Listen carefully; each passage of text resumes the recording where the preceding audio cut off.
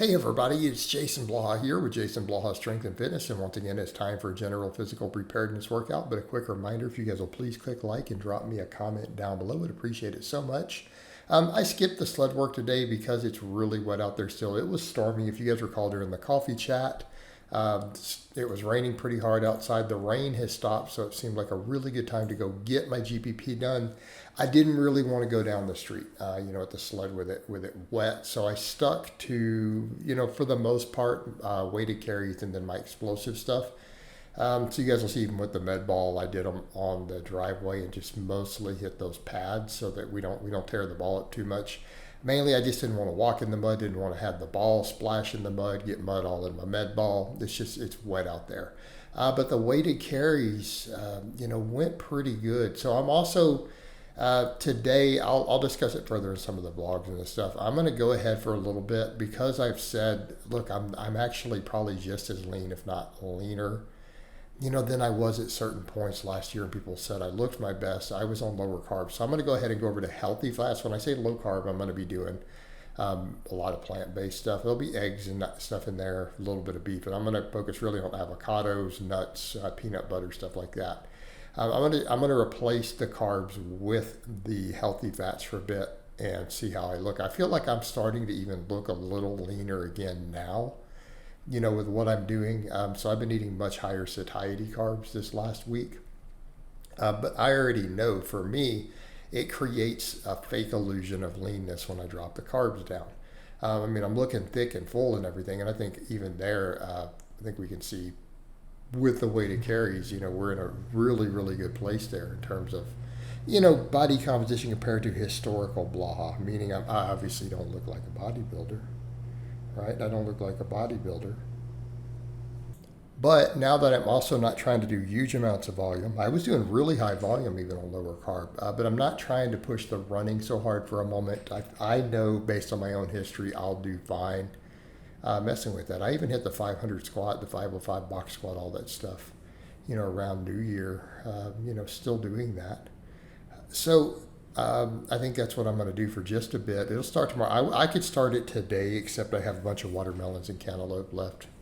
All right, I want to eat all those today. I'm going to eat those today, about probably close to 2,000 calories worth of fruit. I need to go ahead and knock out because I've already bought it. So I'll eat it this afternoon, and then we'll do it tomorrow, and then we'll see what happens. I'll be curious to kind of just see and observe in real time, in the camera, if I'm actually right, and within 2 weeks I all of a sudden look leaner, even without a calorie deficit. But I do okay on the higher healthy fats.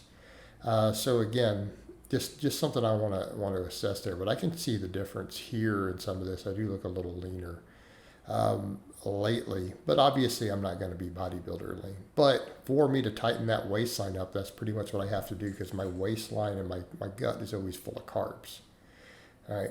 So I think with the fasting and everything, it'll work really well. I've still trained fasted, obviously, but it's just something I want to assess and mess with again real time, and see how I feel in terms of differences in performance. Again, just kind of rotating through those, right?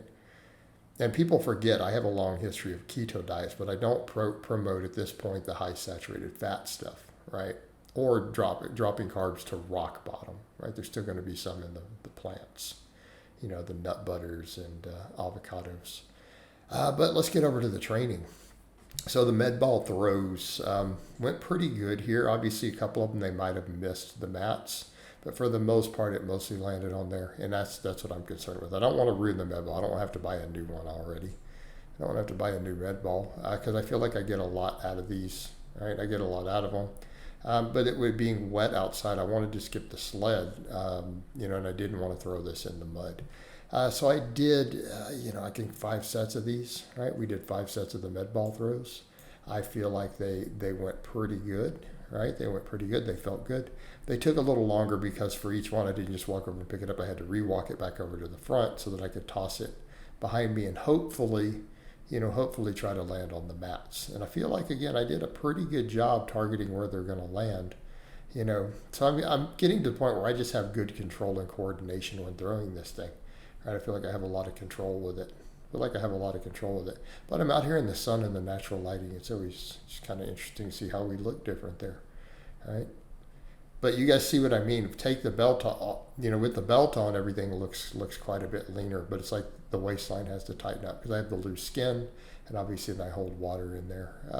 But again, as I continue to focus on getting stronger, because I'm doing rep work with like 325 on the bench, I do, rep work with 500 to 550 on the deadlift and so on. My strength has come along really, really well, right? I'm happy with where a lot of that has gone, this year after cutting some. So it's like, okay, that's in a really good place. Let's see if I can get a hair leaner while sustaining it, or hopefully maybe increasing it. And I feel like now that I'm keeping the training volumes low, I'm recovering well.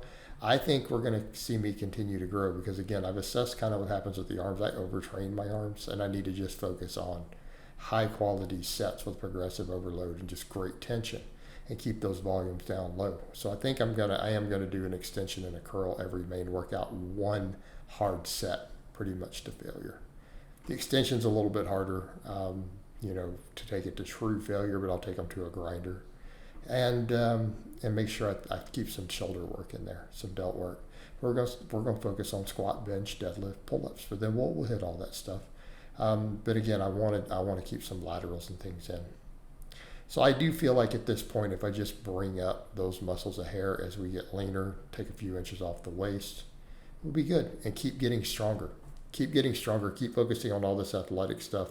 And as we get closer to springtime again, I'll pick the running back up, right? We'll get more running in here and there, and then work on some 5Ks. So that's stuff I want to get to. Like, let's eventually work towards getting down to under 200. Get a decent 5K time, get my squat back to 500, right? Keep my bench up at 350 plus, and just run with it. So then after that, I did 3 sets of box jumps. I did 3 sets of 5 on the box jumps. So you guys see what I mean, the difference here now the belt's off.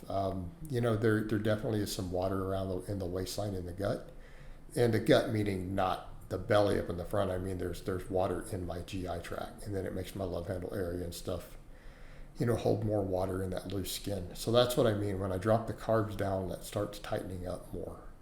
So I want to just kind of assess and watch it real time where I can document it, And then I want to see if I feel different doing that sort of approach, right? If we feel different, recover, things like DOM, soreness, all that. But again, so Sid, most of this workout was obviously med ball throws, box jumps, mostly explosive stuff for GPP. I missed yesterday's workout because I woke up and I'm like, man, I'm just too fatigued. That fatigue is setting in. I knew with the deadlift grip strength going down, my overall fatigue is getting high. Another reason to maybe reassess some stuff with the diet. Maybe there might be some vitamin deficiencies there. So I hope it's been informative, and I'll talk to you guys and gals next time.